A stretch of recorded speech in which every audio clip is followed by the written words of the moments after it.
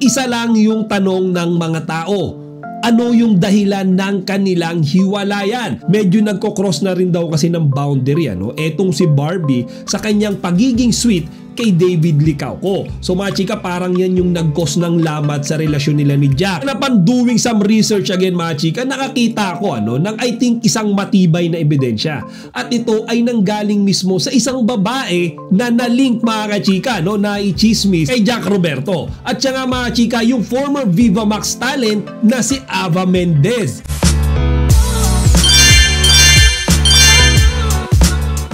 Magandang araw mga chika, Rigel po ulit, ang Chika Patrol. Bago tayo magsimula mga chika, inaanyahan ko muna kayong mag-subscribe dito sa ating munting channel para palagi kayong updated sa mga latest at nagtitrending na mga showbiz balita. So for this content mga chika ay tatalakayin natin ang pinakamainit na pinag-uusapan ngayon sa social media at sa industriya ng showbiz. Yan nga ay ang paghihiwalay ng kapuso actress na si Barbie Forteza at ng kanyang 7 years na boyfriend na si Jack Roberto.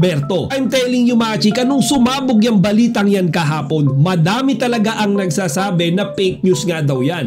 Even me personally, hindi ako naniniwala. But here's the thing mga chika, this was officially announced to the public by Barbie Forteza herself. So yan nga mga chika, ibinahagi ni Barbie sa kanyang sariling Instagram kahapon lamang, January 2. So kakatapos lang ng New Year mga kachika, ito kaagad yung pinasabog ni Barbie. Kaya pala if you could still recall mga kachika, nung Pasko, 'di ba si Barbie Forteza ay inispent yung Pasko kasama yung parents niya. 'Di ba? Wala silang picture ni Jack nang magkasama or wala man lang nga silang picture mga chika na nagbibigayan man lang ng regalo. So sign na pala 'yan. Ngayon dahil nga napatunayan na natin na totoong hiwalay na si Barbie tsaka si Jack, isa lang yung tanong ng mga tao.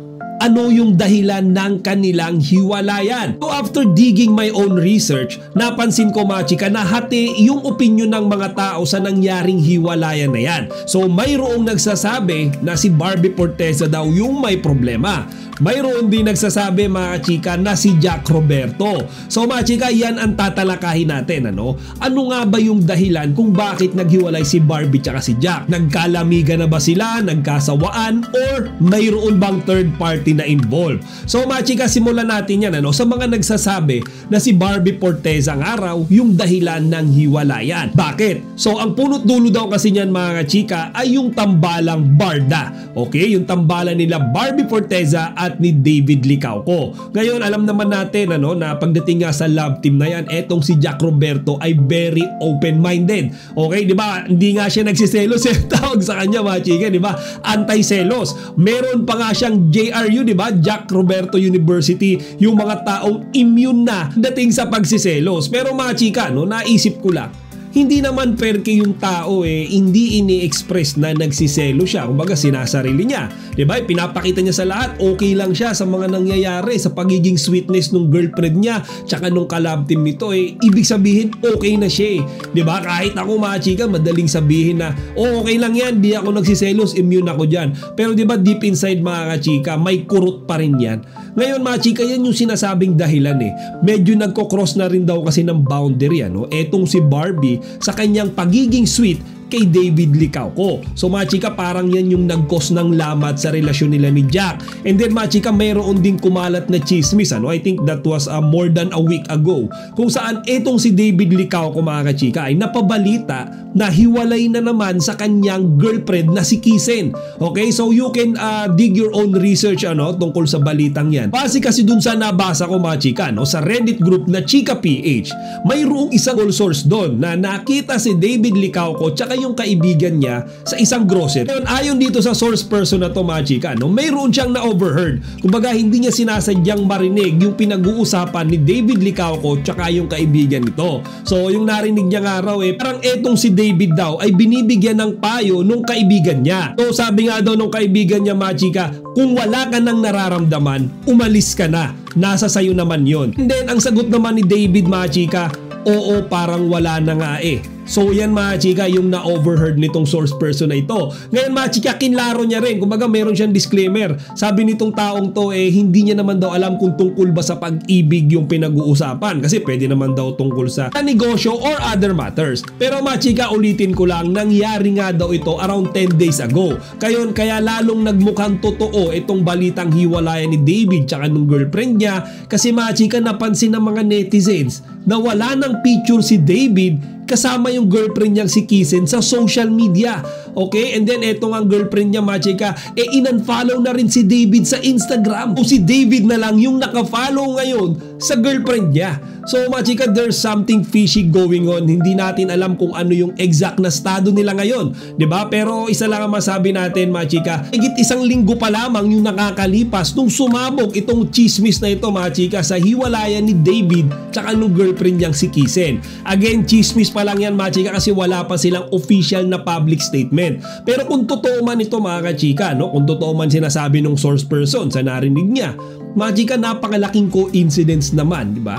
Na after nito, 10 days ago pa lang, biglang si Barbie tsaka si Jack naman, mga chika, yung naghiwalay. So yan, mga chika, isa sa tinitignang anggulo ng mga netizens ngayon. And nakita ko, di ba, kumbaga may sense naman yung sinasabi nila. So next naman tayo, mga chika, kasi kung mayroong nagsasabi na si Barbie Forteza yung may issue, marami rin mga chika yung nagsasabi na si Jack Roberto daw yung nagloko. Okay? Yung the word itself, may cheating daw na involved. Ngayon, mga chika, maraming chismis ngayon yung sumasabog na ito palang si Jack Roberto ay 4 na beses nang niloko si Barbie Forteza. So mga chika, again, chismis yan, kumakalat sa social media yan.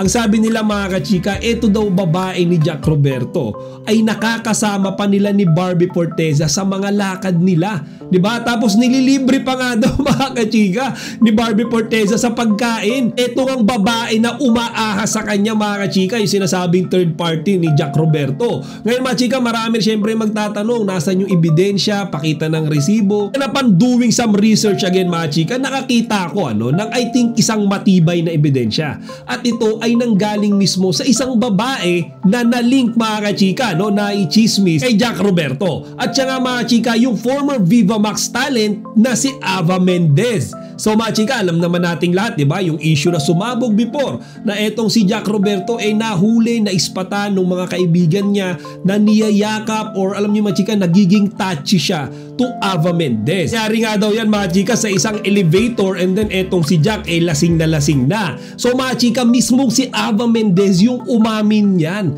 diba? Actually, hindi nga lang daw sa kanya, pati daw sa ibang girls, mga chika, medyo nagiging aggressive etong si Jack kapag nalalasing. So mga chika, makikita natin dyan kung mismo si Ava Mendez yung umamin. Si Jack nga daw ay nagiging touchy, mga chika, kapag siya ay nakakainom. Simply means na isang matibay na ebidensya yan, mga chika. Kasi ano namang mapapala ni Ava Mendez kung magsasabog siya nung ganyang chismis, diba? Wala naman siyang mapapala eh. So siguro i-share niya lang talaga, mga chika, yung totoong na experience niya with Jack Roberto. So dyan nga, mga chika, makikita natin na parang lumalabas na si Jack Roberto nga yung may issue. Dagdag pa niyan, mga chika, yung ate ni Barbie Forteza kahapon nag-post ng isang cryptic message para sa kapatid niyang si Barbie. Kumbaga, sinabi niya doon na gusto ko, happy ka. And then nag-reply kaagad yan si Barbie, mga chika, ng picture niya na parang humahalakhak. Tapos, mga chika, yung sagot niya, ha ha ha ha ha. Diba, mga chika? So, ibig sabihin ba niyan, mga chika, masaya si Barbie Forteza na wala na sila ni Jack Roberto? Diba? Kumbaga, sinabi nung ate niya na gusto ko, happy ka, and then naging happy naman si Jack Roberto. Does it mean na mas nakabuti ba kay Barbie, na hiwalay na sila ni Jack? And then, mga chika, siguro itong ate niya, aware na mayroong ongoing issue between dun sa kapatid niya tsaka dito nga kay Jack Roberto. Kaya yung dating ng post niya, mga chika, parang mas masaya siya ngayon. Tapos na yung bar Jack. So, mga chika, ito naman pure assumption lang natin, kasi binase lang natin yan dun sa pinost nga nung ate ni Barbie. Kasi diba, saktong-sakto naman, pag-announce ni Barbie. Tapos biglang nag-post ng ganito yung ate niya. So ayan mga chika, no, after natin talakayin ito, di ba, yung side ni Barbie tsaka side ni Jack. Like what I said earlier, may mga nagsasabi kasi na si Barbie yung may dahilan ng hiwalayan, and then may mga nagsasabi din na si Jack Roberto daw talaga yung may issue, or pwede rin no kasi mga kachika na mutual lang eh. Baga open din tayo sa idea, no, na siguro na-realize silang dalawa na ayaw na nila, mas better sila kung magkahiwalay sila, something like that mga chika, kaya nag-come up sila sa solution na tapusin na lang officially yung kanilang 7 years na relationship. Kung kayo ang tatanungin ko mga chika, sino sa tingin nyo ang may dahilan ng hiwalayan? Si Barbie Forteza? Si Jack Roberto? O pareho silang dalawa? Ilagay nyo lang dito sa comment section ang inyong mga opinion para mapag-usapan natin. Chika Patrol signing out!